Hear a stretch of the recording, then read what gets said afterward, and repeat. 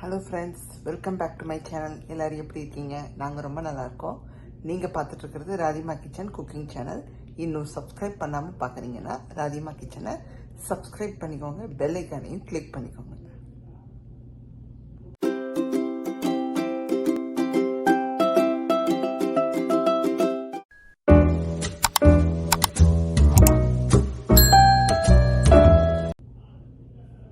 இன்றைக்கி நம்ம சேனலில் என்ன ரெசிபி பார்க்க போகிறோன்னா, ஸ்வீட் பொட்டேட்டோ வச்சு ஒரு சூப்பரான கிறிஸ்பி பால்ஸ் தாங்க பண்ண போகிறோம். வாங்க எப்படி பண்ணலான்னு பார்க்கலாம். வீடியோவை ஸ்கிப் பண்ணாமல் பாருங்கள்.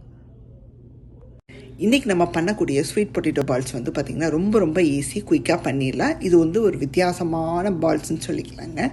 இப்போது ஒரு ஸ்வீட் பொட்டேட்டோவில் பாதி எடுத்து தோல் சீவி க்யூப்ஸாக கட் பண்ணி குக்கரில் மசிய வேக வச்சு நான் எடுத்து வச்சுருக்கேன். நான் வந்து அரை ஸ்வீட் பொட்டேட்டோ வச்சு தான் உங்களுக்கு பண்ணி காமிக்கிறேன். நீங்கள் வந்து என் ரெசிபியை பார்த்துட்டு எவ்வளோ தேவையோ அவ்வளோ இன்க்ரீஸ் பண்ணிக்கோங்க. நல்லா மசிய வேக வச்சு எடுத்துக்கோங்க. ஒரு 10 விசில் கூட வச்சுக்கோங்க. இப்போது பொட்டேட்டோ ஸ்மாஷரோ ஃபோக்கையோ வச்சு நல்லா மசிச்சு விட்டுக்கிறோம், லங்ஸ் இல்லாமல். இப்போது மசிச்சு விட்ட பிறகு இதில் உப்பும் பெப்பரும் சேர்த்துக்கிறோங்க. ஃபஸ்ட்டு ஒரு 1/4 டீஸ்பூனுக்கு உப்பும், அதுக்கப்புறம் பார்த்திங்கன்னா பெப்பர் 1 டீஸ்பூனுக்கு சேர்த்துக்கிறோம். சேர்த்துட்டு இது கூட மைதா, அரிசி மாவு, கார்ன்ஃப்ளவர் சேர்க்க போகிறோம். 1 டேபிள் ஸ்பூனுக்கு மைதா சேர்க்க போகிறோம். அடுத்தது வந்து பார்த்திங்கன்னா 1/2 டேபிள் ஸ்பூனுக்கு அரிசி மாவு சேர்க்க போகிறோம். நெக்ஸ்ட்டு இப்போ இந்த அரிசி மாவை உள்ளே சேர்த்துட்றோம். அடுத்தது 1 டேபிள் ஸ்பூனுக்கு கார்ன்ஃப்ளவர் சேர்க்க போகிறோம். இந்த கார்ன்ஃப்ளவரும் அரிசி மாவும் பார்த்திங்கன்னா பைண்டிங்காக சேர்க்குறோம், மைதா பிடித்ததுக்காக சேர்க்குறோம். இப்போ எல்லாத்தையுமே ஒன்றா கையால் கம்பைன் பண்ண போகிறோங்க. தண்ணி கிண்ணி எதுவும் சேர்க்காதீங்க.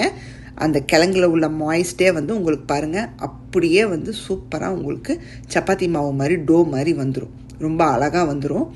ஸோ நீங்கள் எதுவுமே சேர்க்க தேவையில்லை, எண்ணெய் கிண்ணெய் எதுவுமே தடவிக்க கூட தேவையில்லை. உருட்டும் போது சூப்பராக உங்களுக்கு பந்து மாதிரி வந்துடும். இப்போ எல்லாத்தையுமே பால் மாதிரி உருட்டி வச்சுக்க போகிறோம். எந்த சைஸில் வேணுமோ அந்த சைஸில் உருட்டிக்கோங்க, உங்கள் விருப்பம்தான். இப்போ நானும் ஒரு சைஸில் இப்போ உருட்டிக்க போகிறேன். உருட்டும் போதே உங்களுக்கு தெரியும், அப்படி ஸ்மூத்தாக வரும். ஸோ இந்த மாதிரி வந்ததை ஒரு பிளேட்டில் வச்சுருங்க. இந்த மாதிரி எல்லாத்தையுமே நம்ம உருட்டி வச்சுக்க போகிறோங்க. ஸோ இது வந்து ஈவினிங் டைமில் சாப்பிட்றதுக்கு ரொம்ப சூப்பராக இருக்கும். டீ டைம் ஸ்நாக்காக நீங்கள் எடுத்துக்கலாம். வெளியே கிறிஸ்பியாகவும் உள்ளே நல்லா சாஃப்டாக இருக்கும். இப்போ எல்லாத்தையுமே உருட்டி வச்சாச்சு. எண்ணெயில் பொரிச்செடுக்க வேண்டியது தான். எண்ணெய் சூடானதும் மீடியம் ஃப்ளேமில் வச்சுக்கோங்க. நல்லா எந்த அளவுக்கு இடம் இருக்குமோ அந்த அளவுக்கு கொஞ்சம் கொஞ்சமாக போட்டு பொரிச்செடுக்க போகிறோம். நிறையா இருந்துச்சுன்னா அடுத்த பேட்சில் கூட போட்டுக்கோங்க. நான் இந்த அளவுக்கு போடுறேன். ஸோ அப்படியே திருப்பி விடுங்க. உங்களுக்கு கிழங்கு வந்து ஆல்ரெடி வெந்தது தான், பட் இருந்தாலும் மைதா இந்த ஐட்டம் எல்லாம் சேர்த்துருக்கோம். எல்லாம் சேர்ந்து நல்லா கோல்டன் கலரில் பொரிச்செடுக்க போகிறோங்க.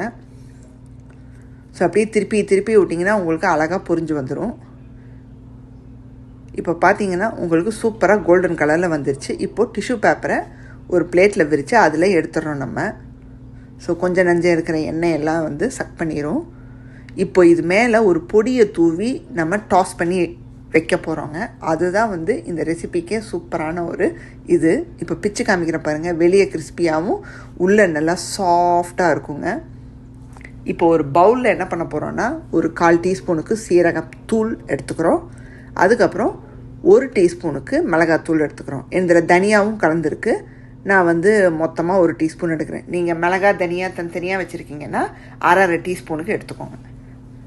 சேர்த்துட்டு கூடவே கொஞ்சம் உப்பு சேர்த்து நல்லா வந்து மிக்ஸ் பண்ணி வச்சுக்கிறோம். இந்த பொடி இருக்குது பார்த்திங்களா, இது வந்து ஒரு சீக்ரெட் பொடி, எப்படி வேணாலும் நீங்கள் கூப்பிட்டுக்கலாம். நீங்கள் பஜ்ஜி கிஜ்ஜி எது பண்ணாலும் ஃபைனலாக பொரிச்சு எடுத்ததுக்கப்புறம் இந்த பொடியை தூவி டாஸ் பண்ணி சர்வ் பண்ணுங்கள், சூப்பராக இருக்கும். இப்போ இந்த பால்ஸ் மேலேயும் நம்ம தூவ போகிறோம். அளவாக தான் தூவ போகிறோம், ரொம்ப தூவிடாதீங்க. ஏன்னா உங்களுக்கு காரம் வந்து அப்புறம் தூக்கலாயிரும், சாப்பிட முடியாது. தூவிட்டு அப்படியே நீங்கள் டாஸ் பண்ணுறீங்க. பசங்களுக்கெல்லாம் கொடுக்குறீங்கன்னா நீங்கள் மைல்டாக தூவி கொடுங்க, இல்லாட்டி அப்படியே கொடுத்துருங்க. அந்த பெப்பரோட காரமே போதுமானது, மைல்டாக இருக்கும். சாஸ் தொட்டு பசங்க சாப்பிட்றதுக்கு நல்லாயிருக்கும். பெரியவங்க நீங்கள் எந்த அளவுக்கு வேணுமோ அந்த அளவுக்கு தூவி டாஸ் பண்ணிங்கன்னா இந்த மாதிரி அந்த பொடி நல்லா ஸ்டிக் ஆகிக்கும். இப்போ பார்த்தீங்கன்னா சூப்பராக ரெடி ஆகிடுச்சு, சர்வ் பண்ணியாச்சுங்க. ஸோ நீங்களும் கண்டிப்பாக ட்ரை பண்ணி பாருங்கள். வித்தியாசமான ரெசிபின்னு சொல்லிக்கலாம். எந்த கிழங்கை வச்சு பண்ணோன்னே தெரியாது, டிஃப்ரெண்ட்டாக இருக்கும். என்னோடய சேனலை பார்த்துட்ருக்கீங்க, இன்றைக்கி போட்ட வீடியோ உங்களுக்கு பிடிச்சிருக்குன்னா மறக்காமல் லைக், ஷேர் அண்ட் சப்ஸ்கிரைப் பண்ணிடுங்க. பெல் ஐக்கானையும் கிளிக் பண்ணிடுங்க. அது மட்டும் இல்லாமல் ரெசிப்பியை கண்டிப்பாக ட்ரை பண்ணி பாருங்கள். இந்த மாதிரி பண்ணதில்லைன்னா உங்களுக்கு வேறொரு வீடியோவில் சந்திக்கிறேன். Bye, see you soon.